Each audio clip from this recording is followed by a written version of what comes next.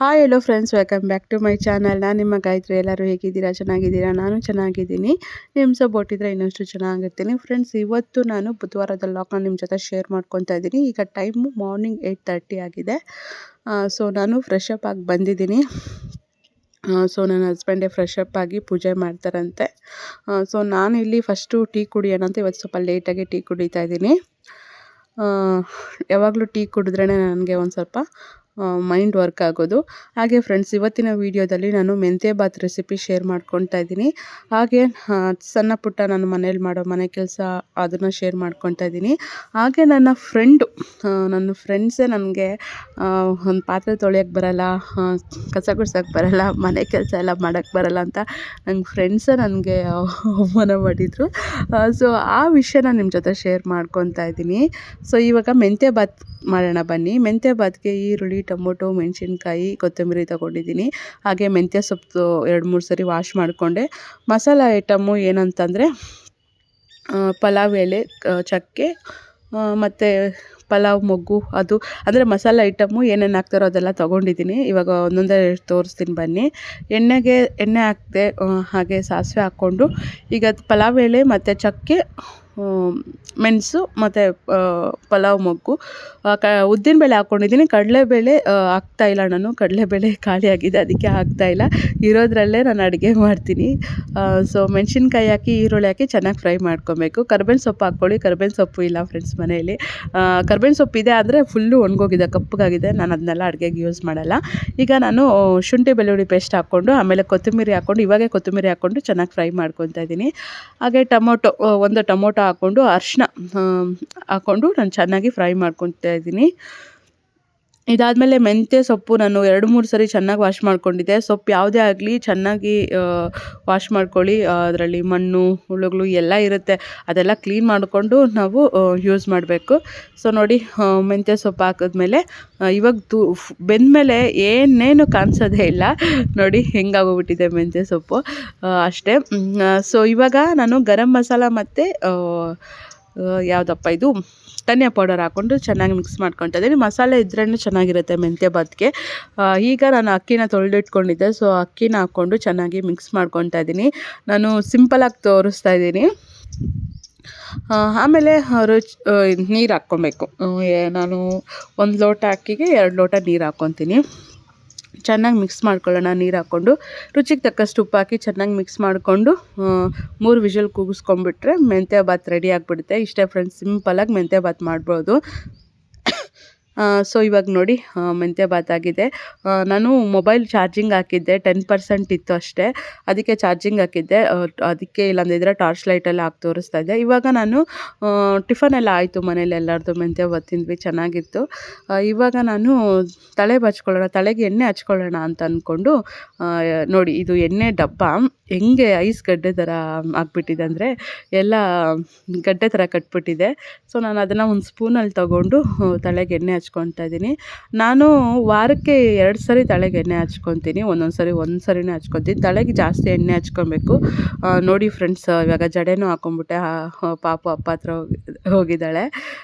ನೋಡಿ ನನ್ನ ಕೂದಲು ಸಣ್ಣ ಆಗಿಬಿಟ್ಟಿದೆ ಫ್ರೆಂಡ್ಸ್, ಬೇಜಾರಾಗುತ್ತೆ ನನ್ನ ಕೂದಲು ನಾನು ನೋಡ್ಕೊಳ್ಳೋಕೆ. ಮೊದಲು ಹೆಂಗಿತ್ತು ಗೊತ್ತಾ, ಮಗು ಆಗೋಕ್ಕಿಂತ ಮುಂಚೆ ಚೆನ್ನಾಗಿತ್ತು ಅವಾಗ ಕೂದಲು. ಈಗ ಆರೆಂಜ್ ಎಲ್ಲ ತಂದಿದ್ದಾರೆ ಮನೇಲಿ, ಎಲ್ಲರೂ ದಿನ ಆರೆಂಜ್ ತಿನ್ನೋದೇ ಆಗಿದೆ. ಟೊಮೊಟೊ ಒಂದು ಸ್ವಲ್ಪ ಮೆತ್ತಗಾದಂಗಿತ್ತು, ಅದಕ್ಕೆ ಅದನ್ನು ವಾಶ್ ಮಾಡಿ ಕ್ಲೀನಾಗಿ ಇಟ್ಟಿದ್ದೀನಿ.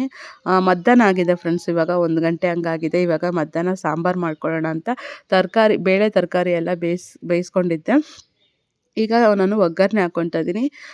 ಎಣ್ಣೆ, ಸಾಸಿವೆ ಮತ್ತು ಜೀರಿಗೆ, ಇದು ಯಾವುದಪ್ಪ ಹಿಂಗು ಹಾಕ್ಕೊಂಡು, ಮೆಣಸಿನ್ಕಾಯಿ ಹಾಕ್ಕೊಂಡು ಫ್ರೈ ಮಾಡ್ಕೊತಾ ಇದ್ದೀನಿ.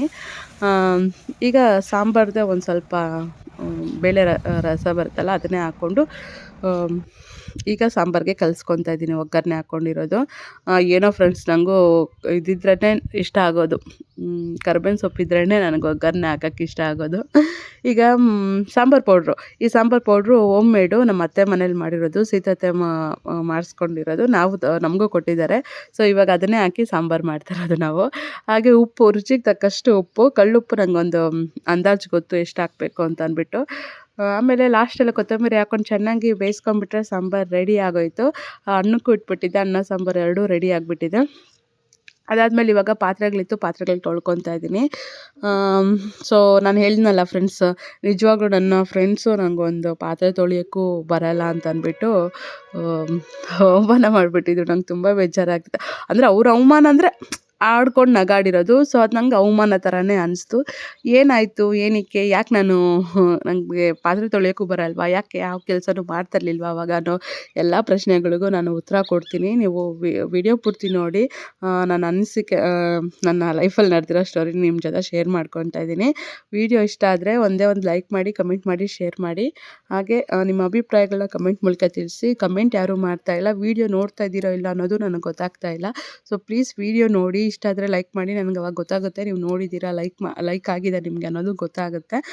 ಫೋರ್ಸ್ ಏನಿಲ್ಲ, ಇಷ್ಟ ಆದರೆ ಇಂಟ್ರೆಸ್ಟ್ ಇದ್ರೇ ನನ್ನ ವ್ಲಾಗ್ಸ್ನ ನೋಡಿ ಅಂತ ಕೇಳ್ತಾ, ಈಗ ನೋಡಿ ಒಂದೊಂದೇ ಪಾತ್ರೆಗಳೆಲ್ಲ ತೊಳ್ಕೊಂಡಾಯಿತು. ಅದನ್ನ ಇವಾಗ ಎತ್ತಿಡ್ತಾ ಇದ್ದೀನಿ. ಪಾತ್ರೆಗಳೆಲ್ಲ ತೊಳೆದಾದ್ಮೇಲೆ ಕಟ್ಟೆ ಎಲ್ಲ ಒಂದು ಸ್ವಲ್ಪ ಕ್ಲೀನ್ ಮಾಡಿಬಿಟ್ಟು ಆಮೇಲೆ ಊಟ ಕೂಡ ಮಾಡ್ಕೊಳ್ಳೋಣ ಅಂತ ಅಂದ್ಕೊಂಡಿದ್ದೀನಿ. ಇನ್ನೂ ಒಂದು ಸ್ವಲ್ಪ ಲೇಟಾಗಿ ಊಟ ಮಾಡ್ತೀನಿ. ಸೊ ಫ್ರೆಂಡ್ಸ್, ಇವಾಗ ಅಡುಗೆ ಮಾಡಿಬಿಟ್ಟು ಪಾತ್ರೆ ಎಲ್ಲ ತೊಳೆದು ಬಂದು ಕೂತ್ಕೊಂಡಿದ್ದೀನಿ. ಒಂದು ಸ್ವಲ್ಪ ರೆಸ್ಟ್ ತೊಗೊಳ್ಳೋಣ ಅಂತ. ಅಂದರೆ ಚಳಿ ಅಲ್ವಾ, ಪಾತ್ರೆ ತೊಳಿಬೇಕಂದ್ರೆ ತುಂಬ ಕಷ್ಟ ಫ್ರೆಂಡ್ಸ್. ಈ ಚಳಿಯಲ್ಲಿ ನಿಮಗೂ ಅನುಭವ ಆಗಿರುತ್ತೆ. ಪಾತ್ರೆ ತೊಳೆಯೋರಿಗೆ ನಿಜವಾಗ್ಲೂ ತುಂಬ ಕಷ್ಟ ಆಗುತ್ತೆ ಈ ಚಳಿಯಲ್ಲಿ ಪಾತ್ರೆ ತೊಳೆಯೋಕ್ಕೆ. ಮದುವೆಗಿಂತ ಮುಂಚೆ ನಾನು ಪಾತ್ರೆನೇ ತೊಳಿತಾ ಇರಲಿಲ್ಲ, ಏನು ಕೆಲಸನೂ ಮಾಡ್ತಾ ಇರಲಿಲ್ಲ. ಬಟ್ ಇವತ್ತು ತುಂಬಾ ಕೆಲಸ ಮಾಡಿದ್ದೀನಿ. ಹಾಗೆ ನೆನೆಸ್ಕೊತಾ ಇದ್ದೆ ಕೂತ್ಕೊಂಡು, ಮದುವೆಗಿಂತ ಮುಂಚೆ ಹೇಗಿದ್ನಲ್ಲಪ್ಪ, ಇವಾಗ ಹೇಗಿದ್ದೀನಿ ಅಂತ ಅನಿಸ್ತು.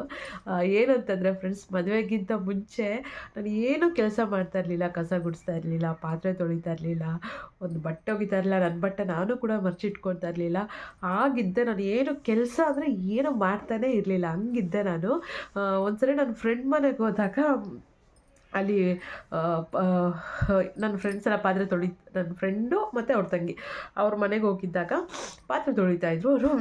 ಸರಿ ನಾನು ತೊಳೆಯೋಣ ಅಂತ ಅಂದ್ಬಿಟ್ಟು, ಅಂದರೆ ಅಲ್ಲಿ ಫ್ರೆಂಡ್ ಮನೆ ಅಂತಂದರೆ ನಮ್ಮ ಮನೆ ಥರನೇ ಅಲ್ವಾ, ಅದಕ್ಕೆ ನನಗೇನು ಅನಿಸಲಿಲ್ಲ. ನಾನು ಅವ್ರ ಜೊತೆ ಕೆಲಸ ಮಾಡೋಣ, ಸಹಾಯ ಮಾಡೋಣ ಅಂತ ಅಂದ್ಬಿಟ್ಟು ಒಂದೆರಡು ಪ್ಲೇಟ್ ತೊಳೆದೆ ಫ್ರೆಂಡ್ಸ್ ನಾನು. ಬಟ್ ನಾನು ಅದು ಸರಿಯಾಗಿ ತೊಳೆದಿಲ್ಲ ನಾನು. ನಿಜವಾಗ್ಲೂ ಒಂಥರ ಅವತ್ತು ತುಂಬ ಅವಮಾನ ಆಗೋಯಿತು. ನನ್ನ ಫ್ರೆಂಡಿಗೆ ಹೇಳ್ತಾ ಇದ್ಲು ಅವ್ರ ತಂಗಿ, ಅಕ್ಕ ನೋಡಕ್ಕ ನಿನ್ನ ಫ್ರೆಂಡ್ ಹೆಂಗೆ ಪಾತ್ರೆ ತೊಳೆಸಿದ್ದಾಳೆ ಅಂತ ಅಂದ್ಬಿಟ್ಟು. ನಿಜವಾಗ್ಲೂ ತುಂಬ ಅವಮಾನ ಆಗೋಯ್ತು ಅವತ್ತಂತೂ. ಅಂದರೆ ಯಾವತ್ತೂ ನಾನು ಏನು ಕೆಲಸನೇ ಮಾಡ್ತಿರ್ಲಿಲ್ಲ ಮದುವೆಗಿಂತ ಮುಂಚೆ.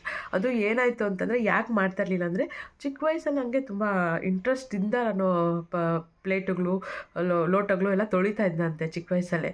ಬೇಡ ನೀನು ಚಿಕ್ಕ ಮಗು ತೊಳಿಬೇಡ ಅಂತ ಅಂದ್ಬಿಟ್ಟು ಬಿಡಿಸ್ಬಿಟ್ರು.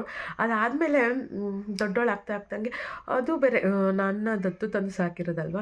ಸೊ ದತ್ತು ತಂದು ಸಾಕಿರೋ ಮಗುಗೆ ಕೆಲಸ ಕೊಡೋದು ಕಾನೂನು ಪ್ರಕಾರ ತಪ್ಪು, ಆ ಥರ ಎಲ್ಲ ಯೋಚನೆ ಮಾಡಿ ನಮ್ಮ ತಂದೆ ತಾಯಿ ನನಗೆ ಯಾವ ಕೆಲಸ ಮಾಡೋಕ್ಕೂ ಬಿಡ್ತಾ ಇರಲಿಲ್ಲ. ನಿಜ ಹೇಳ್ಬೇಕಂದ್ರೆ ಫ್ರೆಂಡ್ಸ್, ನಾನು ಯಾವ ಕೆಲಸ ಮಾಡೋಕ್ಕೂ ಬಿಡ್ತಾ ಇರಲಿಲ್ಲ, ಯಾವ ಕೆಲಸನೂ ಮಾಡಿಸ್ತಾ ಇರಲಿಲ್ಲ. ಹೇಗೆ ಯಾವ ಕೆಲಸ ಮಾಡಬೇಕು ಅನ್ನೋದನ್ನು ಕೂಡ ಹೇಳ್ಕೊಟ್ಟಿರಲಿಲ್ಲ. ನಿಜವಾಗ್ಲೂ ಅದೇ ನನಗೆ ತುಂಬ ತಪ್ಪಾಯಿತು ಅನಿಸುತ್ತೆ. ನಾನು ಎಲ್ಲರ ಹತ್ರ ಏನು ಕೆಲಸ ಮಾಡೋಕ್ಕೆ ಬರಲ್ಲ, ಏನು ಕೆಲಸ ಮಾಡಲ್ಲ ಅಂತ ಅನ್ನಿಸ್ಕೊಳ್ಳೋಂಗಾಯ್ತು. ಅವಾಗ ತುಂಬ ಬೇಜಾರಾಗ್ತಾಯಿತ್ತು. ಯಾಕೆ ನನಗೆ ಕೆಲಸ ಮಾಡೋಕ್ಕೆ ಕೊಡಲ್ಲ, ಕೆಲಸ ಮಾಡಿದ್ರೂ ಬೇಡ ಅಂತಾರೆ, ಕೆಲಸ ಮಾಡೋಕ್ಕೆ ಬಿಡಲ್ಲ ಅಂತ ಅವಾಗ ನಂಗೆ ತುಂಬಾ ಬೇಜಾರಾಗ್ತಾಯಿತ್ತು. ಅವಾಗ ನನಗೆ ಅಷ್ಟು ಗೊತ್ತಾಗ್ತಾ ಇರಲಿಲ್ಲ. ಅಂದರೆ ಒಂದು ಮಗುನ ದತ್ತು ತಂದು ಸಾಕಿದ್ಮೇಲೆ ಕೆಲ್ಸಕ್ಕೆ ಬಿಟ್ಟರೆ ಅದು ತಪ್ಪಾಗುತ್ತೆ, ಇದಕ್ಕೆ ನಾನು ಮಗುನ ತಂದು ಸಾಕಿರೋದು ಕೆಲಸ ಮಾಡ್ಸೋಕ್ಕ ಅಂತೆಲ್ಲ ಮಾತು ಬರುತ್ತೆ ಅಂತ ಅಂದ್ಬಿಟ್ಟು ಅವ್ರು ಹಂಗೆ ಯೋಚನೆ ಮಾಡಿ ನನಗೆ ಯಾವುದೇ ಕೆಲಸ ಹೇಳ್ಕೊಟ್ಟು ಇಲ್ಲ, ಮಾಡಿಸ್ಲೂ ಇಲ್ಲ. ಸೊ ನಾನು ಹೇಳೋದೇನು ಅಂತಂದರೆ, ಅಟ್ಲೀಸ್ಟ್ ಸ್ವಲ್ಪ ದೊಡ್ಡೋಳು ಆಗ್ತಾ ಆವಾಗಾದರೂ ಕೆಲಸ ಮಾಡೋಕ್ಕೆ ಬಿಡಬೇಕಿತ್ತು ನನಗೂ ಅಷ್ಟೊತ್ತಲ್ಲಿ ಫುಲ್ಲು ಸೋಂಬೇರಿ ಆಗಿಬಿಟ್ಟೆ. ಕೆಲಸ ಮಾಡ್ದಿರ ಇರೋದೇ ಒಂದು ದೊಡ್ಡ ಅಭ್ಯಾಸ ಆಗೋಯ್ತು ನನಗೆ ಬರ್ತಾ. ಆಮೇಲೆ ಅಡುಗೆನೂ ಕೂಡ ಸರಿಗೆ ಮಾಡ್ತಾನೇ ಇರಲಿಲ್ಲ. ಅಡುಗೆ ಮಾಡೋಕ್ಕೂ ಬರ್ತಾ ಇರಲಿಲ್ಲ ನನಗೆ ಮದುವೆಗಿಂತ ಮುಂಚೆ. ನನ್ನ ಮದುವೆ ಆಗಿ ಒಂದು 5-6 ತಿಂಗಳಿಂದ ಮಾತ್ರ ನಾನು ಇದು ಅಡುಗೆ ಮಾಡೋದು ಒಂದೊಂದೇ ಕಲ್ತ್ಕೊಳ್ತಾ ಬಂದೆ. ಒಂದು 5-6 ತಿಂಗಳು ಅಡುಗೆ ಮಾಡೋದು ಯೂಟ್ಯೂಬಲ್ಲಿ ನೋಡಿ ಕಲ್ತ್ಕೊಂಡೆ. ಅದಾದಮೇಲೆ ಹಂಗೆ ಮದುವೆ ಫಿಕ್ಸ್ ಆಯಿತು, ಮದುವೆ ಆದೆ. ಇವಾಗ ನಾನೇ ಎಲ್ಲ ಅಡುಗೆ, ಈ ಥರ ಬರಲ್ಲ ಅನ್ನೋದೇನಿಲ್ಲ, ಎಲ್ಲ ಅಡುಗೆನೂ ಮಾಡ್ತೀನಿ, ಮನೆ ಕೆಲಸನೂ ಮಾಡ್ತೀನಿ. ಸೊ ಇವಾಗ ಅನಿಸುತ್ತೆ, ಆವಾಗ ನನ್ನ ಫ್ರೆಂಡ್ಸು ಅವಮಾನ ಮಾಡಿದರು, ಒಂದು ಪಾತ್ರೆ ತೊಳೆಯೋಕ್ಕೆ ಬರಲ್ಲ, ಕಸ ಗುಡಿಸಲ್ಲ, ಮನೇಲಿ ಏನೂ ಕೆಲಸ ಮಾಡಲ್ಲ ಅಂತ ಇದ್ರು. ನಿಜವಾಗ್ಲೂ ತುಂಬ ಇದು ಮಾಡ್ತಾಯಿದ್ರು. ನಿಂಗೇನು ಬಿಡಮ್ಮ, ನಿಂಗೇನು ಮನೇಲಿ ಕೆಲಸ ಇರಲ್ಲ, ನಮ್ಗೆ ಎಷ್ಟು ಕೆಲಸ ಇರುತ್ತೆ ನೋಡು, ನೀನು ಅದೃಷ್ಟವಂತೆ, ಆ ಥರ ಎಲ್ಲ ಒಟ್ಟು ಹುಡ್ಕೊತಾ ಇದ್ರು ನನ್ನ ಫ್ರೆಂಡ್ಸು. ನಾನೇನು ಕೆಲಸ ಮಾಡ್ತಿರ್ಲಿಲ್ಲ ಮನೇಲಿ ಅಂತ ಅಂದಾಗ, ಅವ್ರ ಮನೇಲಿ ಅಷ್ಟೊಂದು ಕೆಲಸ ಇರ್ತಾಯಿತ್ತು, ನಮ್ಮ ಮನೇಲಿ ನಾನೇನು ಕೆಲಸ ಮಾಡ್ತಿಲ್ಲ ಅಂತ ಒಟ್ಟು ಹುಡ್ಕೊಳ್ಳೋರು ತುಂಬ. ಸ್ಕೂಲ್ ಡೇಸಲ್ಲೂ ಅಷ್ಟೇ, ಕಾಲೇಜ್ ಡೇಸಲ್ಲೂ ಅಷ್ಟೇ. ನಾನು ಅವಾಗ ನನಗೆ ಮನಸ್ಸಿಗೆ ಅಯ್ಯೋ ನಂಗೆ ಮಾಡಬೇಕು ಅಂತ ಅನಿಸಿದ್ರು ಮಾಡೋಕ್ಕೆ ಅವಕಾಶ ಇಲ್ಲ, ನಿಮಗೆ ಮಾಡೋಕ್ಕೆ ಇಷ್ಟ ಇಲ್ಲ ಆದರೂ ಮಾಡಲೇಬೇಕು, ಅದು ನಿಮ್ಮ ಮನೆ ಬರಹ ಅಂತ ನಾನು ಮನಸ್ಸಲ್ಲಿ ಅಂದ್ಕೊತಾ ಇದ್ದೆ. ಇವಾಗ ಎಲ್ಲ ಥರ ಕೆಲಸ ಮಾಡ್ತೀನಿ ಫ್ರೆಂಡ್ಸ್, ಮಾಡಲೇಬೇಕು. ಚಳಿ ಗಾಳಿ ಏನು ನೋಡಬಾರ್ದು, ಮನೆ ಕೆಲಸ ಎಲ್ಲ ಮಾಡಲೇಬೇಕು. ಸೊ ಇವಾಗ ನನಗೆ ಪರವಾಗಿಲ್ಲ, ಅವಾಗ ಕೆಲಸ ಮಾಡಿಲ್ಲ ಅಂದರೂ ಇವಾಗ ಕೆಲಸ ಮಾಡ್ತಾಯಿದ್ದೀನಿ. ಅಂದರೆ ಕಷ್ಟ ಅನಿಸುತ್ತೆ, ಯಾಕಂದರೆ ಚಿಕ್ಕ ವಯಸ್ಸಿಂದ ಮಾಡ್ಕೊಂಬಂದಿದ್ರೆ ಅದೊಂದು ಅಭ್ಯಾಸ ಆಗಿಬಿಡುತ್ತೆ. ಚಿಕ್ಕ ವಯಸ್ಸಲ್ಲಿ ಮಾಡ್ದಿರಾ ಇವಾಗ ಎಲ್ಲ ಕೆಲಸಗಳು ಮಾಡ್ಕೊಂಡು ಹೋಗ್ಬೇಕಂದ್ರೆ ಕಷ್ಟ ಆಗುತ್ತೆ. ಕಷ್ಟ ಅಂದರೆ ಏನಿಲ್ಲ, ಕೆಲಸ ಎಲ್ಲ ಮಾಡ್ತೀನಿ, ಅಂದರೆ ಸ್ವಲ್ಪ ಸ್ಲೋ. ಫಾಸ್ಟಾಗಿ ಮಾಡಬೇಕು ಅಂದ್ಕೊಂಡಾಗ ಹೆಂಗೋ ಮಾಡ್ತೀನಿ. ಬಟ್ ನಾನು ಮಾಡೋ ಕೆಲಸ ನಾನು ಕೆಲಸದಲ್ಲೇ ಮುಳುಗೋಗ್ಬಿಟ್ಟಿರ್ತೀನಿ. ಟೈಮ್ ಹೋಗೋದೇ ಗೊತ್ತಿಲ್ಲ. ಪಾತ್ರೆ ತೊಳಿತಿದ್ರೆ ಅರ್ಧ ಗಂಟೆ ಆಗ್ಬಿಟ್ಟಿರುತ್ತೆ. ಆ ಥರ ಸ್ವಲ್ಪ ಸ್ಲೋ ಮಾಡಿ ಮಾಡಿ ಅಭ್ಯಾಸ ಇಲ್ಲ ಅಲ್ವಾ ಕೆಲಸ. ಸೊ ನಾನು ಹೇಳೋದು ಒಂದೇ, ಮಕ್ಕಳಿದ್ರೆ ಕೆಲಸ ಮಾಡೋದನ್ನ ಕಲೀರಿ. ಕೆಲಸ ಮಾಡೋದನ್ನ ಕಲಿದಿರ ತಪ್ಪು ಮಾಡಬೇಡಿ. ಹಾಗೆ ಪೇರೆಂಟ್ಸು, ತಂದೆ ತಾಯಿ ಇದ್ದರು ಮಕ್ಳಿಗೆ ಚಿಕ್ಕ ಪುಟ್ಟ ಕೆಲಸಗಳು ಹೇಳ್ಕೊಡಿ. ಅವ್ರಿಗೂ ಕೆಲಸ ಮಾಡಿಸೋದು ಹೇಳ್ಕೊಡ್ಬೇಕು, ಹೇಗೆ ಕೆಲಸ ಮಾಡಬೇಕು, ಹೇಗೆ ಮನೇಲಿ ಇರಬೇಕು, ಹೆಂಗೆ ಕ್ಲೀನಾಗಿರಬೇಕು, ಏನು ಅಂತೆಲ್ಲ ಕ್ಲೀನಾಗಿ ಹೇಳ್ಕೊಡ್ಬೇಕು. ಇಲ್ಲಾಂತಂದರೆ ನಾಳೆ ದಿವಸ ಅವ್ರ ಮದುವೆ ಆದಮೇಲೆ ಗಂಡನ ಮನೆಗೆ ಹೋದ್ಮೇಲೆ ಅಲ್ಲಿ ಅಪ್ಪ ಅಮ್ಮ ಬರೋಲ್ಲ. ನನಗೆ ಅದೃಷ್ಟ ಇದ್ದಂಗೆ ಇರೋಲ್ಲ ಎಲ್ಲ ಹೆಣ್ಮಕ್ಳಿಗೂ. ಅಪ್ಪ ಅಮ್ಮನ ಬಿಟ್ಟೇ ಹೋಗಿರಬೇಕು ಗಂಡನ ಮನೆಗೆ.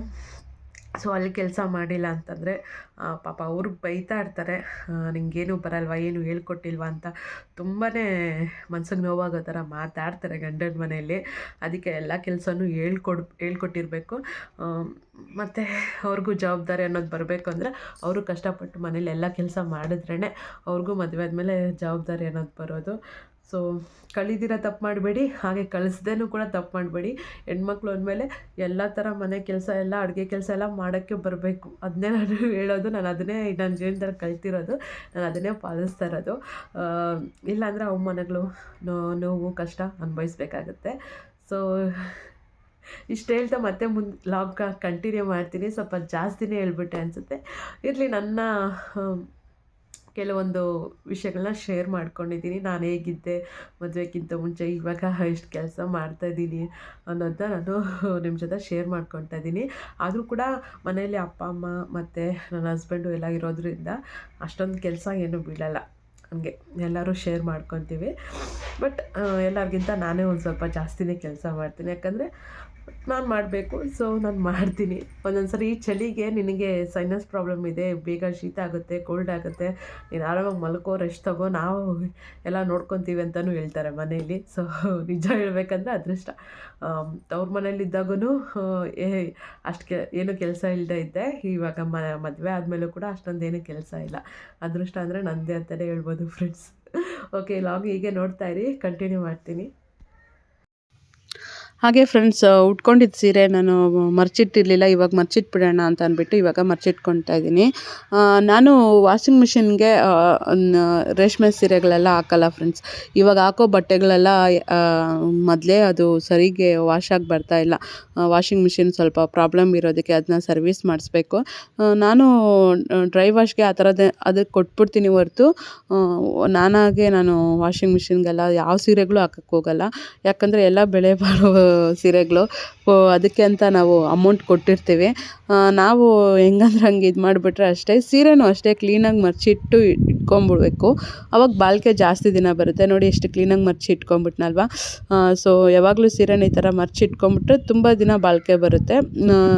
ಬಿಚ್ಬಿಟ್ಟು ಹಂಗೆ ಇಟ್ಬಿಟ್ಟು ಹೆಂಗಂದ್ರೆ ಹಂಗೆ ಮರ್ಚಿಬಿಟ್ಟು ಇಟ್ಬಿಟ್ರೆ ಸೀರೆ ಒಂದು ಚೆನ್ನಾಗಿರೋ ಸೀರೆನೂ ಕೂಡ ಹೊರಟೋಗ್ಬಿಡುತ್ತೆ. ಈಗ ಈ ಬ್ಲೌಸ್ ಅಂತೂ ನನಗೆ ಪರ್ಫೆಕ್ಟಾಗಿದೆ. ಇದು ಹೊಲ್ಸಿ ಒಂದು 2 ವರ್ಷ ಆಗಿದ್ರೂ ಕೂಡ ಇವಾಗೂ ಕೂಡ ನನಗೆ ಕರೆಕ್ಟಾಗಿ ಆಗುತ್ತೆ. ಸೊ ನನಗೆ ಡೌಟ್, ನಾನು ಹಾಗಾದರೆ ಈ ಬ್ಲೌಸ್ ಕರೆಕ್ಟಾಗಿ ನನಗೆ ಆಗ್ತಾಯಿದೆ ಅಂದರೆ ನಾನು ಅವಾಗಿರೋಷ್ಟು ದಪ್ಪನೇ ಇವಾಗೂ ಇದ್ದೀನಾ ಅಂತಲೇ ಅನಿಸುತ್ತೆ. ಆದರೂ ಕೂಡ ವೆಯ್ಟ್ ಕಡಿಮೆ ಆಗಬೇಕು ಫ್ರೆಂಡ್ಸ್. ಹಾಗೆ ಇನ್ನೊಂದು ಸ್ಯಾರಿ ತೋರಿಸ್ತಾ ಇದ್ದೀನಿ ನೋಡಿ, ಇದು ಮೀಶೋದಲ್ಲಿ ತೊಗೊಂಡಿರೋಂಥ ಸ್ಯಾರಿ. ನಿನ್ನೆ ಕೊರಿಯರಲ್ಲಿ ಬಂತು ನೋಡಿ. ಸ್ಯಾರಿ ಈ ಥರ ಇದೆ ಡಿಸೈನು. ನಂಗೆ ತುಂಬ ಇಷ್ಟ ಆಯಿತು. ಈ ಥರ ನನಗೆ ಈ ಕಲರ್ದು ಈ ಡಿಸೈನ್ದು ನನ್ನ ಹತ್ರ ಸ್ಯಾರಿ ಇರಲಿಲ್ಲ. ನಾನು ಇವಾಗ ಆದಷ್ಟು ಜಾಸ್ತಿ ಮನೇಲಿ ಉಡೋವಂಥದ್ದು ನಾರ್ಮಲ್ ಸ್ಯಾರೀಸೇ ನಾನು ಆರ್ಡ್ರ್ ಮಾಡ್ಕೊತಾ ಇದ್ದೀನಿ. ಇದು ನೋಡಿ, ಇದು ಬ್ಲೌಸ್ ಪೀಸು. ಸ್ಯಾರಿ ತುಂಬ ಚೆನ್ನಾಗಿ ಬಂದಿದೆ, ಕ್ವಾಲಿಟಿ ಕೂಡ ತುಂಬ ಚೆನ್ನಾಗಿದೆ. ಸೊ ಈ ಸ್ಯಾರಿ ಎಷ್ಟಾಯಿತು ಅಂದರೆ 187 ಆಯಿತು ಅಷ್ಟೇ ಫ್ರೆಂಡ್ಸ್. ಕೊರಿಯರಿಗೆ ಕ್ಯಾಶ್ ಆನ್ ಡೆಲಿವರಿಗೆ 187 ಆಯಿತು. ನಾವು ಆನ್ಲೈನ್ ಶಾಪಿಂಗ್ ಮಾಡ್ತೀವಿ, ಆನ್ಲೈನಲ್ಲೇ ಅಮೌಂಟ್ ಕಟ್ಬಿಡ್ತೀವಿ ಅಂದರೆ ಇನ್ನೂ ಕಡಿಮೆಗೆ ಬರುತ್ತೆ. ನಾನು ಕ್ಯಾಶ್ ಆನ್ ಡೆಲಿವರಿನೇ ಯಾವಾಗಲೂ ಕೊಡೋದು. ಆದರೂ ಅದರಲ್ಲೂ ಉಳಿಸ್ಬೇಕು. ಇನ್ಮೇಲೆ ಆನ್ಲೈನಲ್ಲೇ ಪೇ ಮಾಡಿಬಿಟ್ಟು ಒಂದು ₹30 ಅಮೌಂಟು ಉಳಿಯುತ್ತೆ ಫ್ರೆಂಡ್ಸ್.